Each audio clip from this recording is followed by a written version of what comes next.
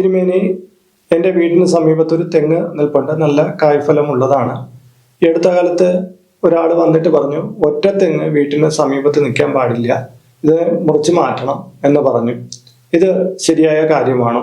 ഒറ്റ തെങ്ങ് വീട്ടിന് മുന്നിൽ നട്ടുകൂടാ എന്നൊക്കെ പറയുന്ന വിശ്വാസം ഇന്നേ കാലത്ത് ആരെങ്കിലും കൊണ്ടു നടക്കുന്നെങ്കിൽ അത് തെറ്റാണ്. അതായത് ചുടലത്തെങ്ങായിട്ട്, അതായത് ആരെങ്കിലും മരണപ്പെട്ടു പോയിട്ട് ഒരു ചുടലത്തെങ്ങ് നിൽപ്പുണ്ട് എങ്കിൽ അതിനോടൊപ്പം മറ്റൊരു തെങ്ങ് നട്ടുപിടിപ്പിക്കണമെന്നാണ് പറയുന്നത്. അത് ഒറ്റ തെങ്ങായിട്ട് നിർത്തരുത്.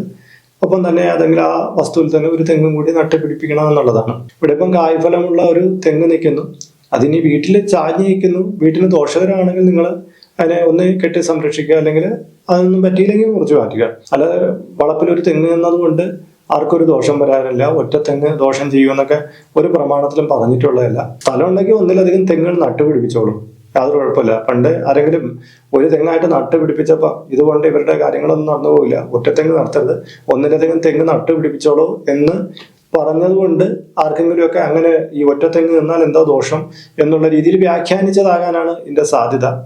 അപ്പോഴും നമുക്ക് തെങ്ങ് ഒന്നിലധികം കൂടുതൽ നിൽക്കുകയെങ്കിലേ നമുക്ക് അതിൽ നിന്ന് കായ്ഫലം കിട്ടും, അത് ധനം കിട്ടും, അങ്ങനെയൊക്കെ പല ഗുണങ്ങളുണ്ടല്ലോ. നമ്മുടെ കേരങ്ങൾ തിങ്ങിയറിഞ്ഞ കേരളമല്ലേ. അപ്പോൾ ഒരു സെന്റ് സ്ഥലം ഉണ്ടെങ്കിൽ അവിടെ തെങ്ങ് നട്ടുപിടിക്കുന്ന ശീലം നമുക്ക് ഉണ്ടായിരുന്നതാണ്, അല്ലാതെ തെങ്ങ് വെട്ടിമുറിച്ച് മാറ്റുന്ന ശീലം നമുക്കുള്ളതല്ല കേട്ടോ.